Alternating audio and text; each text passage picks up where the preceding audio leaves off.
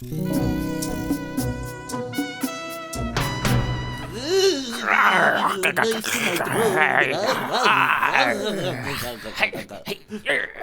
sir. Please don't stab me. That's what I imagine Usopp sounding like. I know what he sounds like because I've seen the anime too. I just can't. I can't do it. I haven't heard his English voice though. Ah, there you go. Yeah. Gotta have to dive into that. See if you're channeling the correct, representation of a character in the English. You know, the more Across we the do pond. this show, the more I realize Yes. how difficult this Netflix show has. Like the Oh. hill they have to climb to make, because this is like so cartoony. I love the opening panel of this chapter, but it's so cartoony. Like, how are they gonna, like, Usopp is a cartoon character. How are they gonna translate that into a person? I just thought of makeup. I feel like this is a show that's gonna win the Emmy for makeup if it does a good job, right? Is Emmy a thing? Yeah. You know what I mean? Like, fair. just the nose of Usopp, right? How are we dealing with that? What we doing? How we do this? What are things we do? But you know what we do What well? what do we do? We do? analyze chapters very well because we are the Grand Line Tourist podcast, a chapter by chapter examining or re-examining of Ichiro Oda's masterpiece, One Piece. That's what we are. I am Eric C. Vu, your tour guide.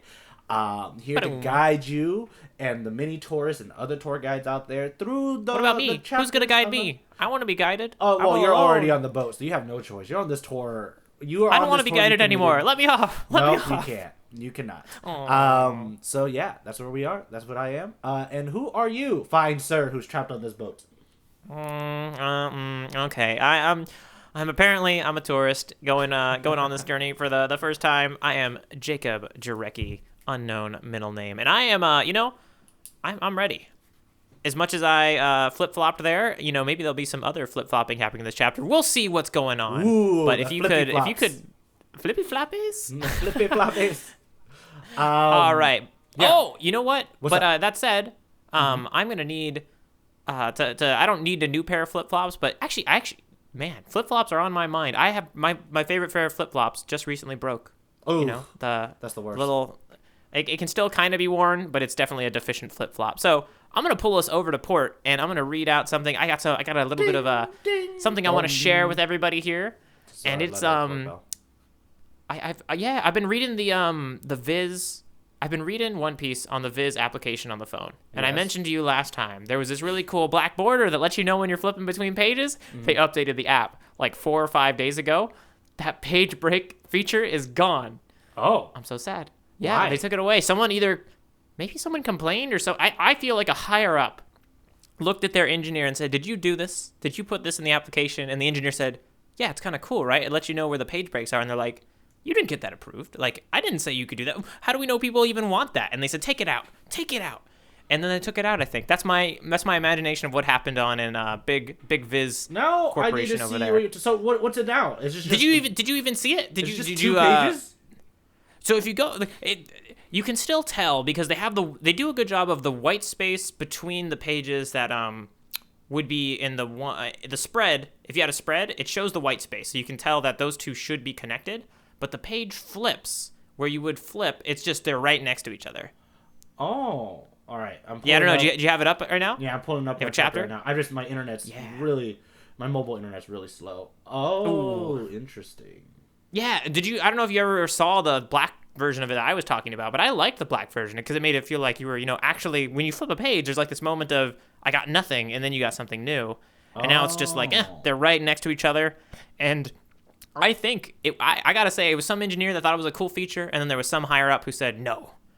So I submitted a I get review what of you're the saying. Viz. See, so now they're Yeah. now that it's fully loaded, it is just one page. It feels like a zoom in on 2-page spreads as opposed to like 2 individual pages of what you're describing. Right? Yeah, no, it's say that one more time. What are you feeling? Now it's like if they just took both pages of the manga and like scanned it into one file. So when you scroll over, it's just one long page, right? It's Yeah, one and on that long- one you just did, right? That was the page you just did. That was the one with the break, right? You can see the white thing in the Yes. middle. Like, if you hold your thumb in between the pages, right, you see a space. Right? Yep. Like, and then if you go to the next page after that page, right, there is no space, right? Yeah. So the no space ones are the page flips. And the ones that have the white space in the middle, that's replicating the white internal, space you would see internal. But they used to have a black space, which was for the page flips that I quite liked. All right, and that would helped simulate you. the feeling. Yeah, well, I just thought it was cool. Like, you know what I did? I took this to the streets, and by the streets, I mean the App Store review page, and I gave them 4 out of 5 stars, and I said, you want that 5th star? Tell your engineer to put back in the black, in the middle of that page flip right there. And I also submitted feedback on their website, so Wow. Consider this like a crowd effort. Please, wow. I need all the tourists and tour guides out there who may or may not even have a Viz subscription or a Viz application. Someone is listening to this in the future, like years from now, and because of your work in Chapter 74, it got fixed and it got changed. Oh yeah. Well, if anything, I really just want the engineer that did it to hear this and know, because I want them to be able to go to their manager and say, "You remember that feature you said was dumb? Like, our most popular manga is like there's this great podcast that goes chapter by chapter through it. They are complaining like, oh, this is bad. We got to put it back in, and I want that to be the reason." Well, that was a pretty big tangent. I'm gonna get off my little app review high horse here, and you can guide me through something that'll help me hopefully get my spirits up. Let me do the itinerary today. We are covering Chapter 74, business. Business in all of its definition. We open with Arlong getting ready to kill Usopp. Arlong stating up top that he is worth 20 million berries, which is more than enough to tempt any pirate hunter to come get him. So this guy, you're in collusion. You must be colluding with Zolo. That's what you're doing, and I'm ready to kill you. Because apparently Zolo killed all these guys. We thought they were just knocked out. But are they really? They might be dead. Yeah. So now I don't know. And if that's true, then maybe Zolo deserves a little beating up. Definitely. So they want to kill Usopp. A lot of the fishmen, I don't know if they've been named yet, and if they were, I've forgotten who they are. But the fishmen that stand the most out, like the guy in the gi and the guy with the lips, they are putting pressure on Nami to kind of prove her loyalty again, because they all of this junk started happening when she showed back up, and these guys keep coming back and they seem to know her. Right? Usopp gets very upset at Nami at this moment because he still believes that Nami is a traitor, and for all intents and purposes, I think we all still think she's a traitor. And then he brings up the fact that Luffy really trusts you, and you deceived a man like that. Like, you deceived Luffy, who just, unequivocally just loves you, and she's just a twice removed triple agent. I don't know what you're talking about. Yeah, right, it's totally cool. During this moment, Hachi shows up. Hachi's surprised to see all the defeated fishmen, and then Arlong yells at him like, "Bro, if you were here, maybe you could have stopped some of this." And he's like, "I was busy. I was taking your guest to Cocoa Village." And then they go, "Who's my guest? Who did you take?" Hachi describes them, and he's like, "That's Zolo. You're an Some idiot." odd-looking swordsman, right? Nobody interesting. No, not pertinent to anything we're talking about right now. Right, and then that's when they're like, "Hachi, you're an idiot. You just took Zolo, the guy who did all of this, to the Cocoa Village." But at that point, Arlong realizes that, he's going to Cocoa Village to find me, so he's looking for me. He'll come back regardless. He's gonna come find me. We don't have to go look for him. At this moment, Nami decides to take a swing at Usopp because she feels the pressure. We hear the internal monologue in her head that she needs to prove that she is still part of the Arlong pirates. But also she's having this battle within herself because she also does not want to kill. She doesn't want to kill Usopp and Zolo. There's a struggle here. But maybe I'd hope not. I mean, as far as we know, cutthroat, backstabby. Well, actually, no. I should take that out. Cutthroat's a word that gets, if you actually think about it, that's pretty bad. Right. she's backstabby is also pretty bad. Yeah. She's definitely someone who will go. What do they say? She's a trickster. She's known for ya. deceit. Yeah. But we haven't known for her deceit. Not necessarily known for her physical violence, though. Our introduction to her a couple chapters ago as Arlong she smacked a kid. Was, beating down a kid. I mean, maybe a different Nami we're looking at here. I don't know. Yeah, and then just like how she smacked that kid, she smacks Usopp the same way with her pole. Gosh. Just knocks him straight into the face. He gets ready. Usopp and Nami start fighting because Usopp's like, I can take you on. Because I guess on the totem pole of the current Luffy crew of strength, I guess Nami and Usopp were around the bottom with each other. Yeah. I know. It feels like it should be a good fight. Right. It feels like, it would be hard to call immediately. Right. Even though I think, to be honest, I would put my money on Nami. Yeah. So Usopp does his thing where he's like, oh, maybe this is my time to run away. So he shoots a smoke bomb and he tries to use the cover of smoke to kind of get away and all that stuff. But Nami kind of predicts this. She says it out loud as anime characters do, as manga characters always do. And she kind of runs straight through the fog and the smoke and smacks him again in the face with her pole. But the big thing here is after she lands that hit, she kind of follows up with a knife and stabs him in the gut, which really surprises Usopp. He looks at his hand all bloodied, looks at the blood, and then he falls over. And Nami says, "Die quietly," essentially. Hush now. Be quiet. Yeah. Now. Whoa. But this obviously is a big moment for her because again she gets to prove her loyalty to the fishermen. All the fishermen cheer. They're like, "Dang, she's crazy. She's cold-blooded," and all that stuff, which they like. But one fisherman is still the one in the gi is still not convinced by Nami. He pulls up a map. Wait, the one in the gi? Yeah, like the little, like the karate gi, like the dojo gi, the outfit. Okay, no, very good. I didn't realize that's what they were called. Thank you for the education. I knew. I kept saying it. I was like, I wonder if he knows what I'm talking about. But yeah. Well, no. The thing was, I didn't bring it up because I knew which fishman you were talking about, but I didn't. I was like, oh, maybe I just didn't hear that word. I'll catch it later. I'm like, oh no, I heard the word. I just don't know what it means. Yeah, that's what they call it. At least I think that's what they called it in karate when I took karate. I don't know if it's the same thing because I don't know if he's doing karate or if he's doing judo. Judo. Gotcha. But judo either way, is a region of Pokemon. Karate type outfit, that robe that kind of wraps judo around. is a form of martial art. We're culturally sensitive here. So that guy doesn't believe Nami still. So at one point he went into her room, found this map because he says, "Why are you so obsessed about getting Cocoa Village?" Because the deal is Nami can pay Arlong 100 million berries. She gets to have Cocoa Village. She essentially gets it back. He thinks this suspicious fisherman thinks that you want this because you have treasure there. Because this is a treasure map where X marks the spot of. It has to. In his head, he must think it has to be more than 100 million berries. Because why would you want this stupid village? Yeah, they're thinking mountains and mountains of treasure. Yeah, right? and all the other fishermen are like, yeah, that's obviously why Nami wants it. Nami's very shook by this because she didn't think they would do something like that. But Arlong's like, guys, give it back to her. This is hers. We're not doing this dance.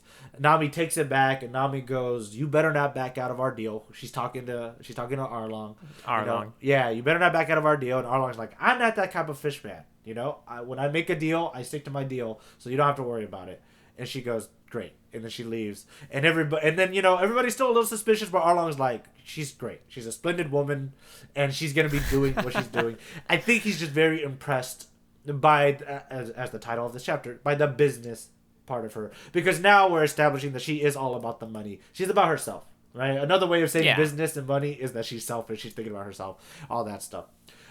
We end the chapter with Momu pulling the straw hat, pulling Luffy, Sanji, and Yusaku straight to what they thought was Arlong Park, but then he takes a major right, and now I think they crashed onto the shore of Cocoa Village. Gotcha.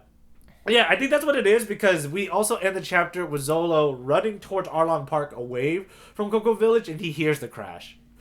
Okay. No, that'll be interesting to see. I wouldn't have noticed that little bit there until you explained it. So we'll have to see where they wind up at the start of the next chapter. Because there's a weird little line that one of them says. They're like, "Momu, more to the left, more to the left." Yeah, and you can see that Arlong Park is going further away in the distance. Gotcha. Okay, no, I'll have to relook at that, because that's very interesting. I was thinking they were going for a simultaneous appearance of every single character at Arlong Park, but this will be we just get one and then the others filter in later. Right, this is a lot of maybe they never get there. Maybe this will be a funny thing where just Luffy, Sanji, and Yosaku just completely continuously fail to get to where they need to go. Do you want to put a hat on that? Ooh, let's go for it. Luffy will never meet Arlong. We want to make it extreme. Luffy will not meet Arlong before he's defeated. So if he meets him post-defeat, I guess there's also a prediction for an eventual Arlong defeat. Man, now this is a big tinfoil hat moment coming out right at the top. Yeah. Right at the top. Oh, 17 And- minutes in, but yeah. Oh, right at the top of the section. Oh, you know what? Before we even get further into what is like the most Discussion? exciting thing to Yeah. talk about, we gotta New news call. Cover story. Buggy's crew after the battle, part 27. Parade. That's where you wear a gi in the parade. Very good, very good. So Let me take a look yeah, at this is cover story. this one's neat. Go ahead. You This can is describe the yeah. So we got our unknown character with hat and pistol, pointing it at one of the local villagers, who is completely in shock. You know, they're like basically our local folk are getting getting their 1-2 handed to them now that Buggy is fully operational. He's got, I don't know where his legs actually are in this picture, but he's floating up, laughing and like punching. And then we also have Mohi and Kabaji. This is actually my favorite part because your eye is kind of drawn to the head of one of the I keep calling them villagers. So these are the local the tribesmen. Yeah, one of the tribesmen's heads is kind of like really close to the panel, and then you follow it backwards, and you see their 2 feet having just kicked that tribesman over. Another one's waving a white flag towards the front of the panel, saying, "Please stop." Yep. So did you see all the way in the Richie back? Richie and Crew in the background, then like cheering. So this is just kind of what we would have expected to have happened, but now we get to see it fully realized. Crew back together. Crew back together. Warms your heart. 27 parts to get to this. What a journey. Yeah. What a journey. Why don't you do me a favor and start the discussion because I have to sneeze. Oh, okay. Well, bless you, my friend, and bless all our tourists and tour guides out there, and bless our hearts because Usopp is like dead, maybe, and we'll just get a quickly pull out the tinfoil hat here. Nami, Whoa. master of deception. Okay. The thing is, I don't know what the deception is yet. Is this a trick knife with a pouch and then Oh, you don't think he's Usopp dead? Or stabbed? I really want to say I just don't know. So my original the trick knife thing. I don't really think so. I feel like it's a real knife, and I feel like I'm gonna go. I do think Usopp was stabbed. So I'm not gonna pull out the trick knife fancy thing. I think Usopp's reaction feels too legit. Him and Nami hadn't talked, so there would be no way.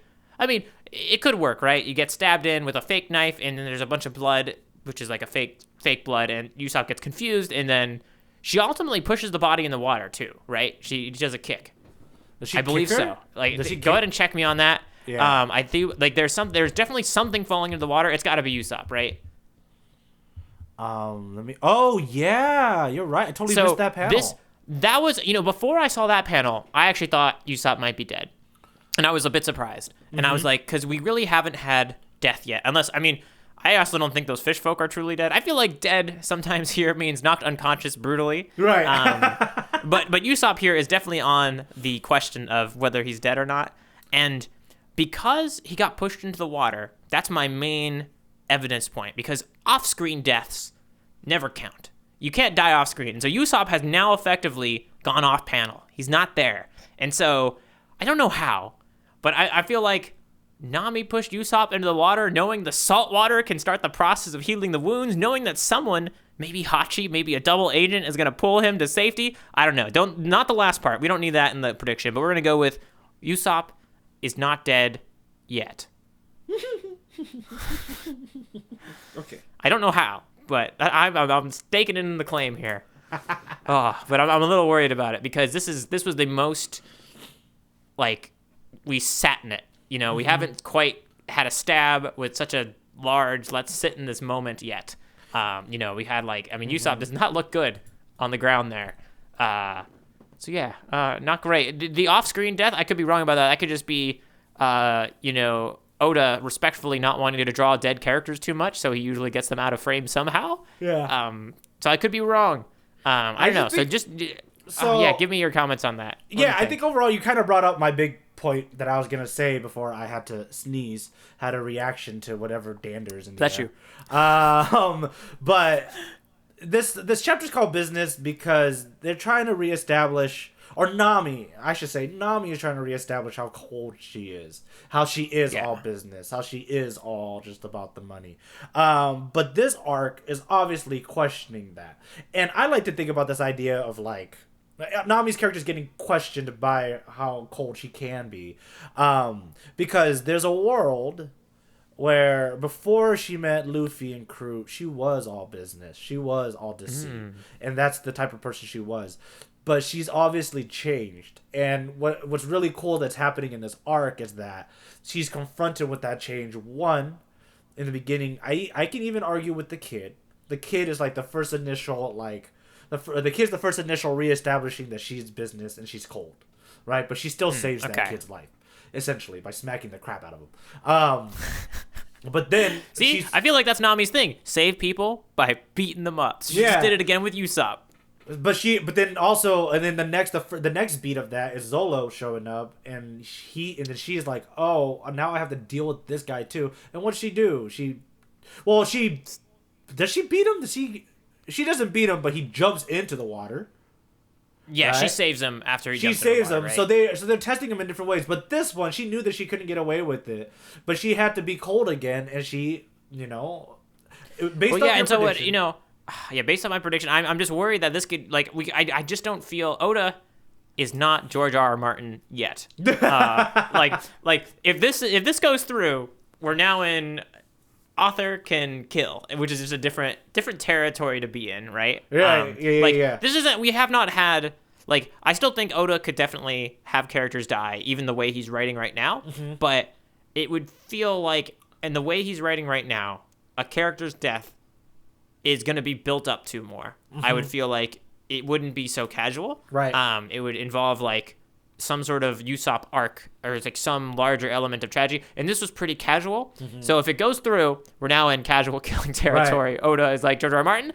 If it doesn't go through, that's why I kind of have my prediction, right? So it's so interesting because you're looking at it and you have to ask yourself, like, is it all business really? And then also, like, when people say the word business, they're trying to say that there's no emotions. Don't take it personally, aka don't put emotions behind it. There's no emotional weight behind it. It's just business. It's just it's just numbers. It's just money. Yeah, when I log on to do this podcast with you, it's all business. We just look at the numbers. We decide, okay, how do we make the most money out of this? And boom, that's exactly what you and I do every time we record these things. But you have to kind of, I think for this one, that you have to ask yourself, like, is emotions ever taken out of business? I feel like business is always emotional.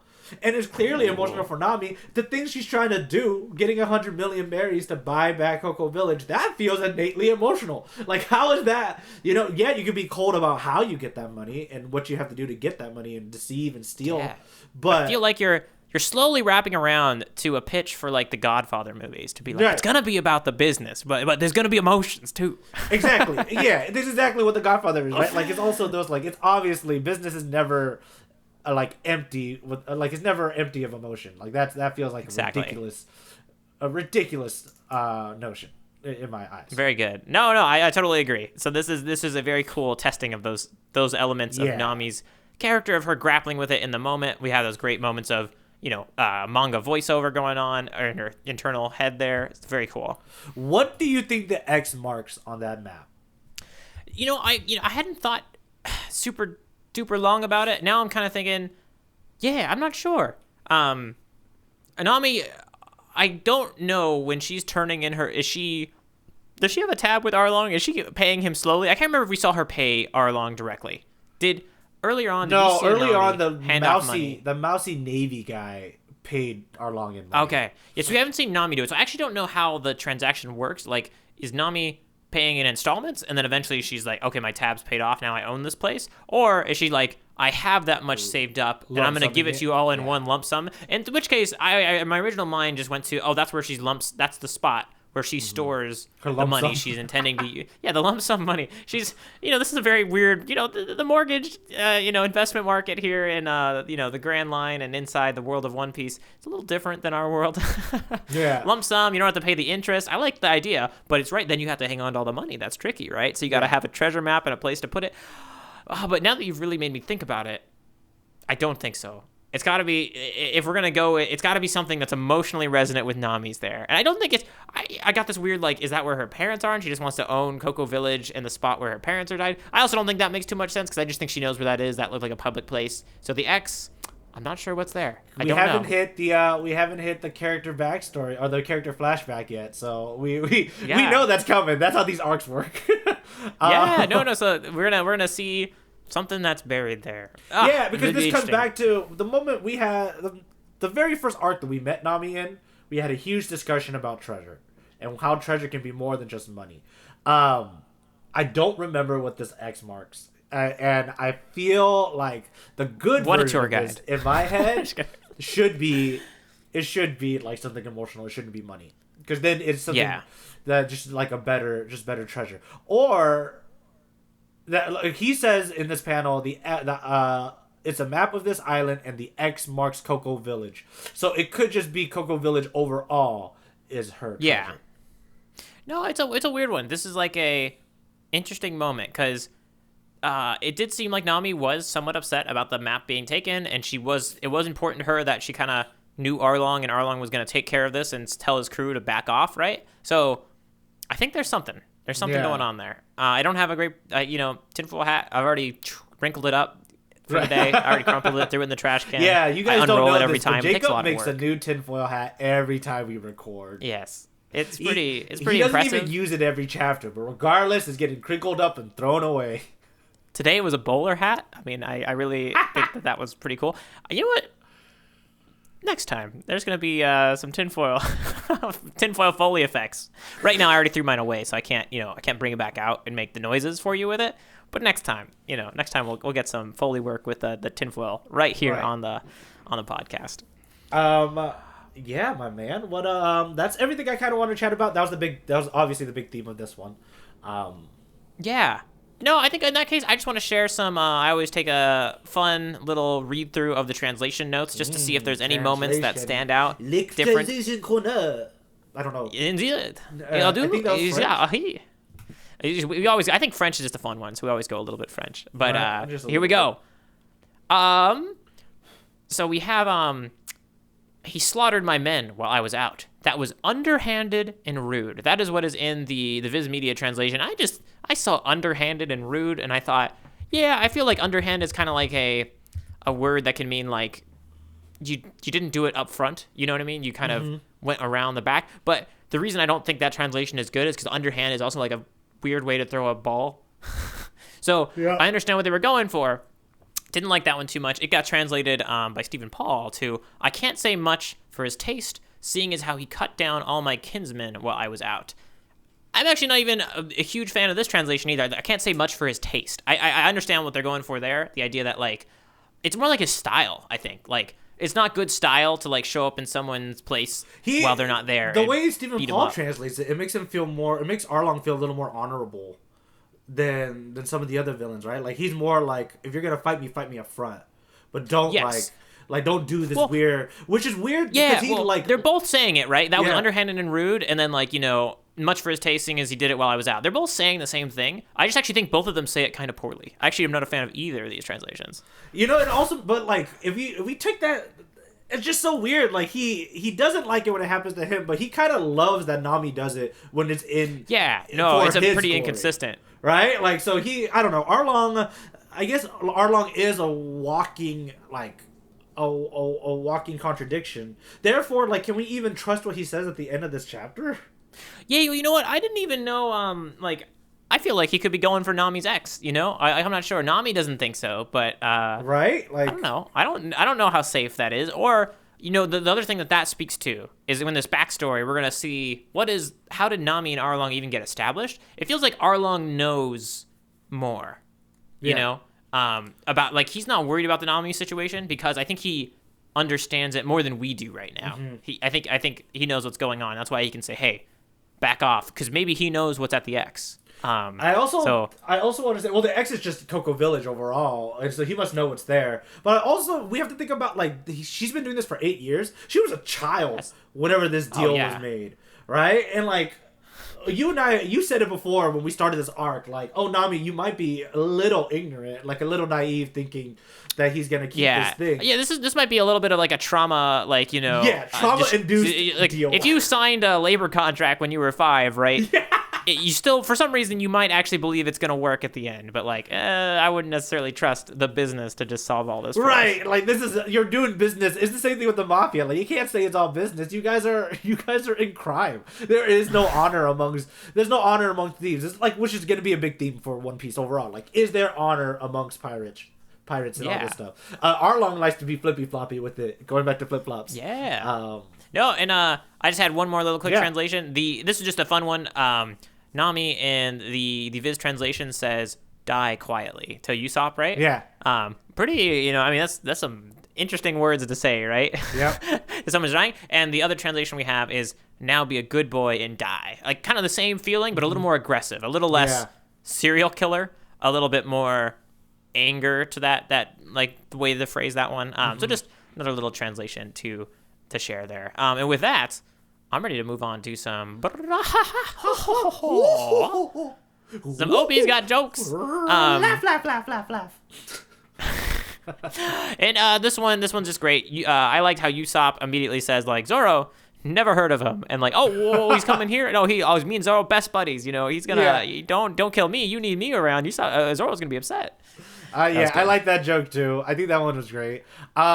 This one, my haha of choice. This is more like a visual gag. Is when Hachi's explaining what he was doing the whole time, and then he describes that he was the only one I saw was some swordsman I didn't know, and then everybody's like, that's him, but it's such a cartoony look, and like they're yelling at him in the back, and then Hachi's like surprised face with his weird. And he's got such a circular octopusy mouth. Yeah, with his octopus lips and all that stuff. It's great. I just think that was such a fun little gag.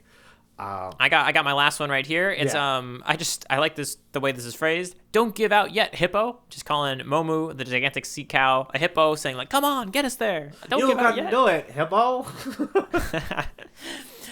Perfect. No notes. All right, no notes, and no more ha-has for you. No more ha-has, because I'm ready to fight. I'm ready. Oh. Dun dun dun dun dun dun. And that's we're in it. Yeah, this is some Final Fantasy battle music there you got going. Yeah, this is a little bit of a jazzy Final Fantasy drum-based intro to our panel battle. This is the section. But, before we do this, though, saying Final Fantasy makes me think of turn-based. And believe it or not, here on this day, listening to this podcast, if you listen to the day it releases, One Piece has a new video game coming out, which is a turn-based RPG. Called One Piece turn-based RPG? Yeah. Whoa! Wait, what? Is it in the U.S. release or is this the global release? Oh, what? For global, what? I think. Switch? Yeah. Is it every console? What are you I dealing think it with probably here? is. Mobile? Because it doesn't look. Well, it looks really good, so it has to be on like the new gen consoles. But I don't know if it's on Switch. It might be. Any details about whether this is tourist worthy or is this taking place in volume 700? I don't think you can play it because the premise of it is that it's called Odyssey because it's taking you through all of the arcs. In small little, like, there's some weird video game story reason why they have to go through all their arcs again. This is the time travel. Let's replay our greatest hits. Yeah, like, let's replay our greatest hits. So it's definitely built for like current fans. You're more than welcome to play like maybe the first 10 hours of it, and then you gotta turn it off. Oh wait, 10 hours is that's very long. That's very cool though. I dismissed my radar. Yeah, I just saw the review. IGN just posted a review. So, anyways, is it reviewing well? Reviewing poorly? I think it's reviewing lukewarm. Okay, I feel like that's how a lot of franchise translations. Yeah, a lot of got some big game what they designers. Call licensed games. Usually, licensed games kind of get depends. It just really depends on the studio that does it and whether they're really what they're going for. Right. But cool to hear that there's some new One Piece. It's when you asked me to do this podcast about a manga I'd never heard of, I didn't expect there to be so much like current stuff happening. We had like a movie, we had a trading card game, and now we have a video game and a Netflix show coming out. Like actually, One Piece, like arguably. Is entering its largest phase ever, like as far as popularity. Like they know that Oda's trying to finish. Yeah, so they're like, okay, this is where we gotta build do the it hype now. train. Yeah, we get everything licensed, and like it's gonna just coincide into this business of a gigantic mountain of money where we have this. Oda, I really hope you finish, man. It's gonna be so sad when it finishes and all that stuff, but I really do hope he gets to end this story, in some capacity. Anyways, let's fight each other. Yeah. Let's end our interruption there by ending our lives by entering our favorite panels of this chapter into the ring. And, it doesn't have to just be Eric and myself, Nope. tourist and tour guide, going at it. We want to be tourist, tour guide, tour guide, tourist, tour guide. We want to really... Maybe some Taurus, Pisces, Taurus, Pisces, Scorpios, like all these things. Maybe, whatever zodiac sign, you could come and fight with us. The Zodiac Greek Colosseum will allow everyone to enter. You just gotta, shoot out your email to grandlinetourist@gmail.com, and we are podcast@gmail.com. And we will take those into account, like maybe as happened this week. But I'd like to start by throwing the first blow. Go ahead and open my panel that I sent to you. Whoa, this is a good panel. It is a close-up of only the eyes of Nami, the souls of Nami, if you were to put some metaphors on there. 'Tis what the eyes are, the window to the soul. And she is saying, I'm sick of your suspicions. All I care about is buying that village. You won't go back on your deal, will you? Question mark. Dun, dun, dun.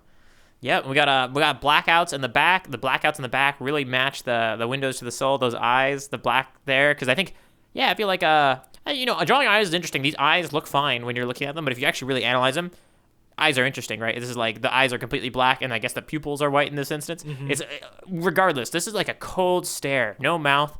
It does feel like no emotion from Nami. And this is just after brutally killing Usopp. Because of my very, in-depth experience with drawing chibi characters. I will say that the eyes are really hard to do, because I think eyes convey so much emotions, because as humans I think we depend on like visually seeing eyes to see what someone's feeling, like to kind of be empathetic and to read it. So this panel is really good because I think we get a lot of the coldness out of the way that Oda's drawn her eyes, which is like the focal point of this panel, right? Like the way he has drawn the eyes, the way that like the eyebrows and everything shape what it's trying to convey. You can feel the coldness, you can feel the anger, and like even the annoyance of being constantly questioned about this thing, where she thought like, I've already made it very clear that about this thing. But Nami, are you really just about money? Is it really all business? Oh, I don't know. And you know what? You got me a great idea for when we boot up our manga. We'll just the eyes are hard. We'll skip them. No more eyes. We need to make a manga. Maybe we'll bird box it. I don't know. We'll do something where everyone's got to wear something over their eyes. Make it really easy. We can just deal with our character emotions. There's plenty of characters that cover their eyes. Perfect. Maybe that's the reason why. It's this character's really complex. I don't know how to draw eyes that are like soulfully looking for anger right now. Cover the eyes. Yeah. Go ahead and take a peek at mine. Oh, that was a big one. Got a punch right back from Eric in the gut. Oh, and not a maybe this wasn't. I have to admit, as far as like a hit, this panel is a hit. We got Chunk, which is Nami driving in a knife that I actually don't know where it came from. She's got this one quite hidden, because like I actually don't think we got to see kind of where the expanding what's it called, baton came from in this chapter. She's got it kind of under her clothes. Yeah. So this one's, she got it. I mean, we actually saw where that came out. We actually don't know where this came out, and we've never seen her use this weapon before, I don't think. Not that I can remember. I'm kind of blanking a little bit on like when we first meet her, if she ever used a knife anywhere. But regardless, knife going into Usopp, smoke. Oh yeah, and it's actually kind of cool. The smoke here really sets the scene to make this look epic, and it actually was something that just happened, right? Usopp was trying to escape through the smoke stars. And that just makes it so sad that Nami still stabbed him. It feels like Usopp was going to get away. Yeah. And then Nami did stop him from getting away. Because so it is very calculating of her, but she needed to, right? She had to kill this one. They had to see her do it. They had to see her do it. She thought that they had to see her do it, right? In order to keep her image. And because unlike the last one, it's not like she did this. Like the last one, she jumped in and saved. Oh yeah, Zolo jumped in. Yeah, Zoro jumped in and she saved him. This one was like a Usopp was gonna get away. It's not like she had to jump in to save. You know what I mean? She could have stood by and still had an argument for not being on Usopp's side. Like I didn't do the smoke stars, and he got away. Mm-hmm. But she wasn't going to let that sort of rumor, sit in with the crew, and so boom. Because also I think something that you and I are forgetting to factor. She put Zolo in jail, and then Zolo therefore comes out and kills all these guys. So they're not very trusting of her at all at this point. So she has to keep rid of him, right? Like that's also obviously, all of this weird stuff is happening when you came back. Yep. And then another thought I just had, just like how the Sanji arc had a lot of things questioning Sanji's character, right? There's a lot of things happening in front of him that made him question who he is. This is what's happening right now to Nami. But Nami's is just a little bit deeper. Probably the trauma's probably just as bad. But it's cool. It's cool to kind of see it happen. All right, so we got that stab there. And you know what? We have somebody else coming in with a punch. We have Christian, who has sent a fine email in and sent us his panel. And in his own words, my panel this week is page 2, panel 2. Usopp changing tactics on a dime. Like no one would see through is always funny. And he doesn't even try to match facial expressions with his tough words. So this is referencing the moment where Usopp says, I don't know him. Yeah. Zoro is my friend. If you touch me, you'll be sorry. He'll come here and kill you all. And then the fishman, impressive flip-flop, noting that, like, literally just, like, moments ago. It's just, this one is, and actually, the panel itself, we still kind of have, Arlong seems to have relaxed his head grip on Usopp, knowing Usopp is not going to get away. It doesn't look like he's holding the neck too tight. Usopp is just very scared-looking, big eyes. Cool thing about Usopp's eyes, he's got like these lines coming off left and right, which I don't know if those are eyelashes coming left and right, but they add a cool element to his character. I haven't really noticed those before. You brought up a good point, because in the first part, he's like holding him. Oh, the last chapter, he's holding him by the neck, right? At this point, he's kind of like putting his arms around him like buddies. But also no, it kind of speaks to Arlong's character a little bit. I feel like that's the gangster move, right? You start by like, you have the, your prisoner, and then once you kind of, you have him at the neck with the throat, he's getting really scared, and then you kind of like relax a little bit, say, hey, you're just here with me, but like clearly you're in control of what happens to your life, I am 20 million berries worth of strength, my man. Yeah, you're not getting out of here. So very cool. Here's a cool here's a little cool power level scale. He says that's the highest in East Blue. It's 20 million. Oh, I did not realize. So yeah, the bounty on my head from Million Bears, the highest in the East Blue. Interesting. So that does. I remember I liked how you pointed this out early to me, which is a very useful bit. That you can these power levels are like relative, and you can use them to gauge danger, right? Yeah. So we're dealing with the most dangerous, pirate fishman in the East Blue. So very cool. At least known to the, known so far that we've encountered. Right. All right. Right on. I did have, there was one last little tad bit I want to put in here, which was a cool, something I just thought, it's been a long time since I went down a Wikipedia rabbit hole, but the SBS in this week, it mentioned matchlock versus flintlock pistol. And so apparently in the world of One Piece, everyone is using what is called a flintlock pistol.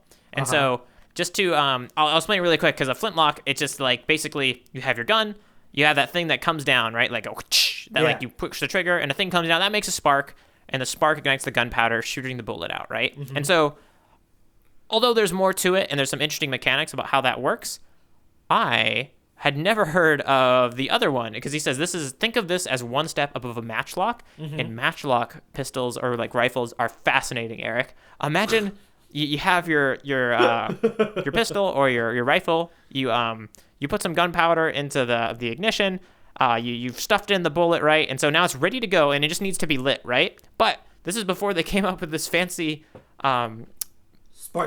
flintlock mechanism, right? The thing with the hammer. Imagine now you basically are just holding the wick of a really long candle in your hand, right? And, you basically what you do is there's still going to be a hammer, but the hammer's not going to ignite a spark. What you're going to do is you're going to take the wick of that like really long candle, this piece of rope that's just burning really slowly, you're going to attach it to the thing that's going to come down.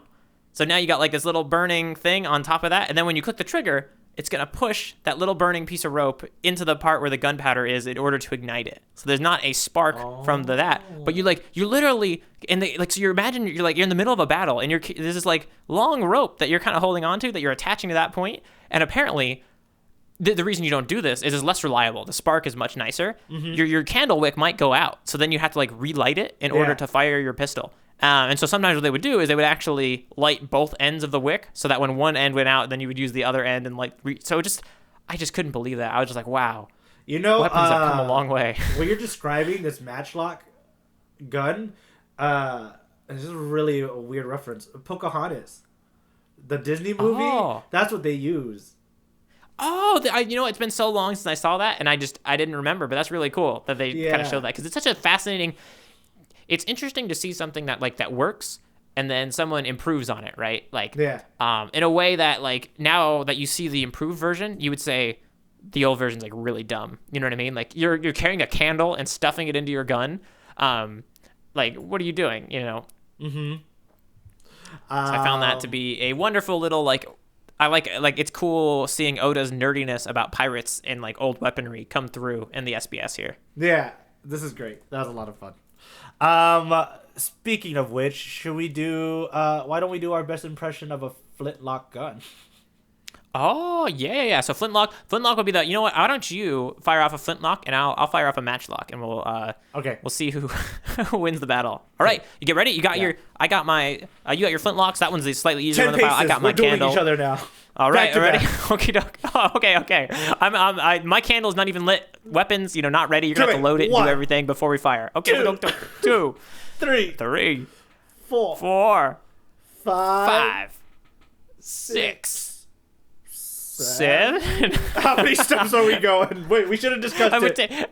Okay, we're at 7, and we're we're a decent pace away from each other now, and we're having this conveation like gentlemen because we are fair fighters. Do you agree? We're gonna go on 10, so we're gonna get to 10, and then you turn around. As soon as the N of 10 is said, you can turn around and start loading. Okay. All right. 8, 9, 10. Click. Boom. Ow! I'm just gonna light my candle real quick. I'm just gonna stuff this. Oh, ow! Oh gosh! Oh! Advanced weaponry! You have done me so. Got him.